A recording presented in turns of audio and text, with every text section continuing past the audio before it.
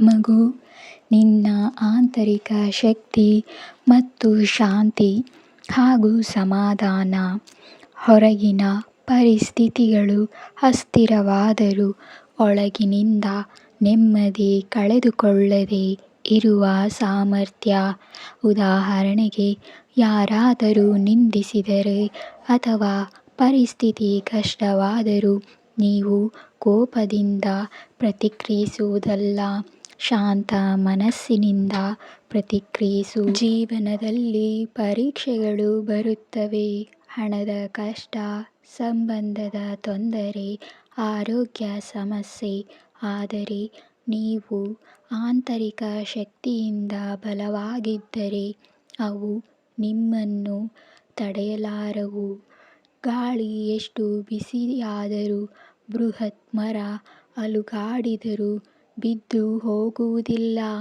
ಇಲ್ಲಿ ಬಲ ಅಂದರೆ ಬಲವಂತ, ಕೋಪ, ಹಠ ಅವು ತಾತ್ಕಾಲಿಕವಾಗಿ ಕೆಲಸ ಮಾಡಬಹುದು, ಆದರೆ ದೀರ್ಘಾವಧಿಯಲ್ಲಿ ಶಾಂತಿ ಕೊಡುವುದಿಲ್ಲ. ತಾಳ್ಮೆ, ಸಮಯಕ್ಕೆ ತಕ್ಕಂತೆ ಕಾಯುವುದು, ತುರ್ತು ನಿರ್ಧಾರ ಮಾಡದೇ ಇರುವುದು. ಪ್ರೀತಿ ಎಂದರೆ ಕೋಪದ ಬದಲು ದಯೆಯಿಂದ ಮಾತನಾಡುವುದು. ಬುದ್ಧಿವಂತಿಕೆ, ಯೋಚಿಸಿ ಸರಿಯಾದ ಪರಿಹಾರವನ್ನು ಕಂಡುಹಿಡಿಯುವುದು. ಮಗು, ಈ ರೀತಿ ನಡೆದುಕೊಂಡರೆ ನೀವು ಜೀವನದಲ್ಲಿ ಗೆಲ್ಲುತ್ತೀರಾ. ಗೆಲ್ಲುವುದು ಅಂದರೆ ಕೇವಲ ಇತರರನ್ನು ಸೋಲಿಸುವುದಲ್ಲ, ನಿಮ್ಮ ಮನಸ್ಸಿನ ಅಶಾಂತಿ, ಕೋಪ, ಭಯಗಳನ್ನು ಗೆಲ್ಲಬೇಕು. ಒಬ್ಬನು ನಿಮ್ಮನ್ನು ನೋಯಿಸುವ ಮಾತು ಆಡಿದರೆ ನೀವು ಕೂಡ ಕೋಪದಿಂದ ಹಿಂತಿರುಗಿ ಮಾತನಾಡಿದರೆ ಜಗಳ ಹೆಚ್ಚುತ್ತದೆ. ಆದರೆ ನೀವು ಶಾಂತವಾಗಿ ತಾಳ್ಮೆಯಿಂದ ಪ್ರತಿಕ್ರಿಯಿಸಿದರೆ ಜಗಳ ಅಲ್ಲೇ ನಿಲ್ಲುತ್ತದೆ. ಅದನ್ನೇ ನಿಜವಾದ ವಿಜಯ ಎನ್ನುತ್ತಾರೆ. ಮಗು, ಜೀವನದಲ್ಲಿ ಕೆಲವೊಮ್ಮೆ ನಿಮ್ಮ ಮುಂದೆ ಅಸಾಧ್ಯವಾದಂಥ ಪರೀಕ್ಷೆಗಳು ಬರುತ್ತವೆ. ಸಮಸ್ಯೆಗಳು, ಅಡ್ಡಿಗಳು, ಕಷ್ಟಗಳು. ಆ ಸಮಯದಲ್ಲಿ ನಿಮ್ಮನ್ನು ದೇವರು ಪರೀಕ್ಷಿಸುತ್ತಿದ್ದಾರೆ ಎಂಬ ಭಾವನೆ ಬರಬಹುದು. ಇಲ್ಲಿ ಶಕ್ತಿ ಅಂದರೆ ಕೋಪ, ಆಕ್ರಮಣಶೀಲತೆ ಅಲ್ಲ ಮಗು. ಸೌಮ್ಯ ಧೈರ್ಯ ಅಂದರೆ ಶಾಂತವಾಗಿ, ನೆಮ್ಮದಿಯಿಂದ, ಸಮಾಧಾನದಿಂದ ಸವಾಲನ್ನು ಎದುರಿಸುವ ಶಕ್ತಿ. ಬಾಹ್ಯವಾಗಿ ದೊಡ್ಡ ಶಬ್ದ, ಕೋಪ, ಕಠೋರತೆ ತೋರಿದರೂ ಅದು ನಿಜವಾದ ಶಕ್ತಿಯಲ್ಲ. ಅತ್ಯಂತ ಕೋಪ, ಜಗಳ ಅಥವಾ ಬಲವಂತ. ಯಾವುದೇ ಘಟನೆಗೆ ತಕ್ಷಣ ಪ್ರತಿಕ್ರಿಯಿಸಬೇಡಿ. ಆ ದಿನ ಶಾಂತವಾಗಿರುವುದೇ ನಿಜವಾದ ಶಕ್ತಿ. ಶಾಂತಿ ನಮ್ಮ ಒಳಗಿನ ಬಲವನ್ನು ಬೆಳೆಸುತ್ತದೆ. ಇದು ನಿನಗೆ ದೈವದ ಭರವಸೆ. ನೀನು ಏಕಾಂಗಿಯಲ್ಲ. ನೀನು ಎದುರಿಸುತ್ತಿರುವ ಸವಾಲುಗಳಲ್ಲಿ ನಾನು ನಿನ್ನನ್ನು ಕಾಪಾಡುತ್ತಿದ್ದೇನೆ. ಮಗು, ಶಾಂತವಾಗಿರು. ನಿಮಗೆ ಹಠಗಾರ ವ್ಯಕ್ತಿ ಅಥವಾ ಕಠಿಣ ಪರಿಸ್ಥಿತಿಯಿಂದ ಎದುರಾಗಬಹುದು, ಆದರೆ ಅದನ್ನು ಕೋಪದಿಂದ ಅಥವಾ ಜಗಳದಿಂದ ಅಲ್ಲ, ತಾಳ್ಮೆ ಮತ್ತು ಶಾಂತಿಯಿಂದ ಎದುರಿಸಬೇಕು ಎಂಬ ಸೂಚನೆ. ಇಂದು ದೇಹದ ಆರೋಗ್ಯದಲ್ಲಿ ಸ್ವಲ್ಪ ಅಸಹಜತೆ, ದಣಿವು, ಚಿಕ್ಕ ನೋವು ಇರಬಹುದು, ಆದರೆ ಇದು ತೀವ್ರವಾಗಿರುವುದಿಲ್ಲ. ಗುಣಪಡಿಸುವ ಶಕ್ತಿ ನಿಮ್ಮ ಸುತ್ತ ಹರಿಯುತ್ತಿದೆ. ಆದರೆ ದೇವರ ಆಶೀರ್ವಾದ, ಧನಾತ್ಮಕ ಶಕ್ತಿ ನಿಮ್ಮನ್ನು ಗುಣಪಡಿಸುತ್ತಿದೆ. ನೀವು ಭಾವನಾತ್ಮಕ ಅಥವಾ ಖಿನ್ನತೆಯನ್ನು ಅನುಭವಿಸುತ್ತಿದ್ದೀರಾ. ಬೆಳಗ್ಗೆ ಅಥವಾ ಮಧ್ಯಾಹ್ನದಲ್ಲಿ ನೀವು ಮನಸ್ಸಿನಲ್ಲಿ ದುಃಖ, ಒತ್ತಡ ಅಥವಾ ಖಿನ್ನತೆ ಅನುಭವಿಸುತ್ತಿರಬಹುದು. ಆದರೆ ಸಂಜೆಯ ಹೊತ್ತಿಗೆ ಶಕ್ತಿ ಮತ್ತು ಸಮತೋಲನ ಮರಳುತ್ತದೆ. ಆದರೆ ದಿನದ ಕೊನೆಯಲ್ಲಿ ಮನಸ್ಸು ಶಾಂತವಾಗುತ್ತದೆ. ನಿನಗೆ ಧೈರ್ಯ ಬರುತ್ತದೆ. ನನ್ನ ಮಗುವೇ, ಸೌಮ್ಯವಾಗಿರು. ಇಲ್ಲಿ ನಾನು ಹೇಳುತ್ತಿರುವುದು, ನೀವು ಮೃದುವಾಗಿ ಶಾಂತವಾಗಿ ಇರಿ. ಕೋಪವನ್ನು ತೋರಬೇಡಿ. ನಿಮ್ಮ ಶಾಂತ ಶಕ್ತಿ ಇಂದು ಎಲ್ಲ ಬಿರುಗಾಳಿಗಳನ್ನು ಜಯಿಸುತ್ತದೆ. ಇಂದು ಎದುರಾಗುವ ಸಮಸ್ಯೆಗಳು ಬಿರುಗಾಳಿಯ ಹಾಗೆ ಇರಬಹುದು, ಆದರೆ ಅವುಗಳನ್ನು ಗೆಲ್ಲುವುದಕ್ಕೆ ಬಲವಂತ ಆಕ್ರೋಶ ಬೇಡ. ಶಾಂತಿ, ತಾಳ್ಮೆ ಮತ್ತು ಮೃದು ಧೈರ್ಯವೇ ನಿಜವಾದ ಶಕ್ತಿ. ಯಾವಾಗಲೂ ನಿಮ್ಮ ಪಕ್ಕದಲ್ಲಿಯೇ ನಾನು ಇರುತ್ತೇನೆ. ಇದು ನನ್ನ ಭರವಸೆ. ಯಾವ ಸವಾಲುಗಳು ಬಂದರೂ ನಾನು ನಿಮ್ಮ ಜೊತೆಯಲ್ಲಿರುತ್ತೇನೆ. ನೀವು ಏಕಾಂಗಿಯಲ್ಲ ಮಗು. ಇಂದು ಸ್ವಲ್ಪ ಕಷ್ಟಗಳು ಬರಬಹುದು. ಜನರಿಂದಲೋ, ಆರೋಗ್ಯದಿಂದಲೋ, ಮನಸ್ಸಿನಿಂದಲೋ.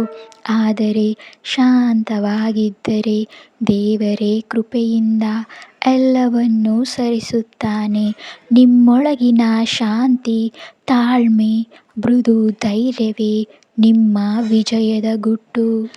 ಇಂದು ರಾತ್ರಿ ನಾನು ನಿಮಗೆ ಸೂರ್ಯನ ಉಷ್ಣತೆಯನ್ನು ತರುತ್ತೇನೆ. ನಿಮ್ಮ ಜೀವನದಲ್ಲಿ ಉತ್ಸಾಹ, ಶಾಂತಿ, ನೆಮ್ಮದಿ, ಬೆಳಕು ಹರಿದು ಬರುತ್ತಿದೆ. ಇದು ಭಗವಂತನ ಕೃಪೆ ಹಾಗೂ ದೈವಿಕ ಆಶೀರ್ವಾದ. ನೀವು ಚಿಂತೆಯ ನೆರಳುಗಳು ಮತ್ತು ಅನುಮಾನದ ಕ್ಷಣಗಳ ಮೂಲಕ ನಡೆದಿದ್ದೀರಾ ಎಂದರೆ ಇತ್ತೀಚಿನ ದಿನಗಳಲ್ಲಿ ನೀವು ತುಂಬ ಕಳವಳ, ಭಯ, ಗೊಂದಲ ಅಥವಾ ನಂಬಿಕೆ ಕುಂದುವಂತಹ ಸಂದರ್ಭಗಳನ್ನು ಅನುಭವಿಸಿದ್ದೀರಾ. ಆದರೆ ಈಗ ನಿಮ್ಮ ಜೀವನದಲ್ಲಿ ಸಂತೋಷದ ಬೆಳಕು ಮೂಡುತ್ತಿದೆ.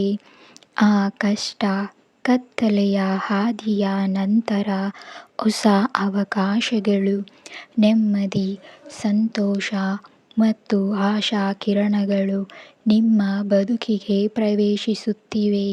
ಇದು ಒಳ್ಳೆಯ ಸಮಯಕ್ಕೆ ಪ್ರವೇಶಿಸುತ್ತಿದೆ ಎಂಬ ಭರವಸೆ.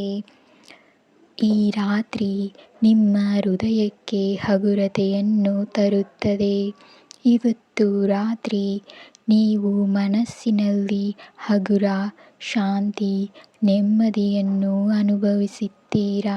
ಹಿಂದಿನ ದಿನಗಳ ಭಾರದ ನಂತರ ಇತ್ತೀಚೆಗೆ ನೀವು ಎದುರಿಸಿದ ಚಿಂತೆಯನ್ನು ಬಿಟ್ಟು ಪರಿಹಾರದ ಕಡೆಗೆ ನೀವು ಪರಿಹಾರ, ಶಾಂತಿ ಅಥವಾ ಸಂತೋಷವನ್ನು ಮರಳಿ ಅನುಭವಿಸಬಹುದು. ಸಂತೋಷದ ಸಂದೇಶ, ಕುಟುಂಬದಿಂದ ಪ್ರೀತಿಯ ಮಾತು ಅಥವಾ ಸಣ್ಣ ಯಶಸ್ಸು ಕೂಡ ನಿಮ್ಮ ಚೈತನ್ಯವನ್ನು ಬೆಳಗಿಸುತ್ತದೆ. ಒಬ್ಬರಿಂದ ಬರುವ ಪ್ರೀತಿಯ ಮಾತು, ಕುಟುಂಬದ ಬೆಂಬಲ ಅಥವಾ ಚಿಕ್ಕದಾದ ಸಾಧನೆ ನಿಮ್ಮ ಮನಸ್ಸಿಗೆ ದೊಡ್ಡ ಮಟ್ಟದ ಖುಷಿ ಹಾಗೂ ಶಕ್ತಿಯನ್ನು ನೀಡುತ್ತದೆ. ಒಟ್ಟಿನಲ್ಲಿ ಹೇಳಬೇಕೆಂದರೆ, ನೀವು ಅನುಭವಿಸಿದ ಭಾರವಾದ ಕ್ಷಣಗಳು ನಂತರ ಇವತ್ತಿನ ದಿನದ ನಿಮ್ಮ ಜೀವನದಲ್ಲಿ ಹಗುರತೆ, ಶಾಂತಿ, ಸಂತೋಷ ಮತ್ತು ಪ್ರೀತಿಯ ಬೆಳಕನ್ನು ಹರಿಸುತ್ತದೆ. ಹೋರಾಟಗಳು ಕಡಿಮೆಯಾಗುತ್ತಿವೆ ಎಂದು ನಾನು ನಿಮಗೆ ಭರವಸೆಯನ್ನು ನೀಡುತ್ತಿದ್ದೇನೆ. ನೀವು ಜೀವನದಲ್ಲಿ ಶೀಘ್ರದಲ್ಲೇ ನಗಲು, ನಗು ಹಂಚಿಕೊಳ್ಳಲು ಮತ್ತು ಕೃತಜ್ಞತೆಯನ್ನು ಅನುಭವಿಸಲು ಒಂದು ಕಾರಣವಿರುತ್ತದೆ. ನಿಮ್ಮ ಜೀವನದಲ್ಲಿ ಸಂತೋಷವನ್ನು ಮತ್ತೆ ಅನುಭವಿಸುವ ಅವಕಾಶಗಳು ಬರಲಿವೆ. ಒಂದು ಒಳ್ಳೆಯ ಘಟನೆ ನಿಮಗೆ ನೆಮ್ಮದಿ ನೀಡುತ್ತದೆ ಮತ್ತು ನೀವು ಕೃತಜ್ಞತೆಯನ್ನು ಮನಸ್ಸಿನಲ್ಲಿ ಹೊಂದುತ್ತೀರಾ. ಮಕ್ಕಳು ಮತ್ತು ಕುಟುಂಬದ ಸುತ್ತಲೂ ಕೆಲವು ಸಿಹಿ ಸುದ್ದಿಗಳು ಅಥವಾ ಸಂತೋಷದಾಯಕ ಕ್ಷಣಗಳು ನಿಮಗೆ ಬರಬಹುದು. ಕುಟುಂಬದಿಂದ ಸಂಬಂಧಪಟ್ಟ ಒಳ್ಳೆಯ ಸುದ್ದಿ, ಮಕ್ಕಳ ಮೂಲಕ ಬರುವ ಖುಷಿ ಅಥವಾ ಬಂಧು ಬಳಗದಿಂದ ಬರುವ ಪ್ರೀತಿ, ನೆಮ್ಮದಿ ನಿಮ್ಮ ಹೃದಯವನ್ನು ಹಗುರವಾಗಿಸುತ್ತದೆ. ನನ್ನ ಮಗುವೇ, ಶಾಂತಿಯುತವಾಗಿ ನಿದ್ರಿಸು. ಇದು ನಿನಗೆ ದೈವಿಕ ಸಂದೇಶ. ಮಗು, ಚಿಂತೆಯನ್ನು ಬಿಟ್ಟು ನೆಮ್ಮದಿಯಾಗಿ ವಿಶ್ರಾಂತಿಯನ್ನು ಪಡೆ. ಎಲ್ಲ ಹೊರೆಗಳನ್ನು ಬಿಟ್ಟು ನನ್ನ ರಕ್ಷಣೆಯಲ್ಲಿ ವಿಶ್ರಾಂತಿಯನ್ನು ಪಡೆ. ನೀವು ಹೊತ್ತಿರುವ ಚಿಂತೆ, ಭಯ, ಕಷ್ಟ, ಜವಾಬ್ದಾರಿಗಳನ್ನು ತಾತ್ಕಾಲಿಕವಾಗಿ ಬಿಡಿ. ದೇವರ ರಕ್ಷಣೆಯಲ್ಲಿ ವಿಶ್ವಾಸವನ್ನು ನೆಮ್ಮದಿ ಅನುಭವಿಸು. ನಾಳೆ ಪ್ರಕಾಶಮಾನವಾಗಿರುತ್ತದೆ, ಉದಯಿಸುತ್ತದೆ. ಕತ್ತಲೆ ದಿನಗಳ ನಂತರ ಬೆಳಕು ಬರುತ್ತದೆ. ಹೊಸ ದಿನದ ಹೊಸ ಆಶಾ ಬರುವಿನಿಂದ ಸಂತೋಷದಿಂದ ತುಂಬಿರುತ್ತದೆ. ಆಶೀರ್ವಾದಗಳು ಹೆಚ್ಚು ಸ್ಪಷ್ಟವಾಗಿ ತೆರೆದುಕೊಳ್ಳುವುದನ್ನು ನೀವು ನೋಡುತ್ತೀರಾ. ನೀವು ನಿರೀಕ್ಷಿಸುತ್ತಿದ್ದ ಒಳ್ಳೆಯ ಫಲಿತಾಂಶಗಳು, ದೇವರ ಅನುಗ್ರಹಗಳು ಮತ್ತು ಸಂತೋಷದ ಘಟನೆಗಳು ಈಗಿನಿಂದ ನಿಧಾನವಾಗಿ ನಿಮ್ಮ ಕಣ್ಣಿಗೆ ಗೋಚರವಾಗಲಿದೆ. ಚಿಂತೆಯನ್ನು ಬಿಡು. ಹೊಸ ಬೆಳಕು, ಹೊಸ ಅವಕಾಶಗಳು ಮತ್ತು ಆಶೀರ್ವಾದಗಳು ಸ್ಪಷ್ಟವಾಗಿ ವ್ಯಕ್ತವಾಗುತ್ತವೆ. ಎಲ್ಲರಿಗೂ ಶುಭವಾಗಲಿ. ಶುಭರಾತ್ರಿ.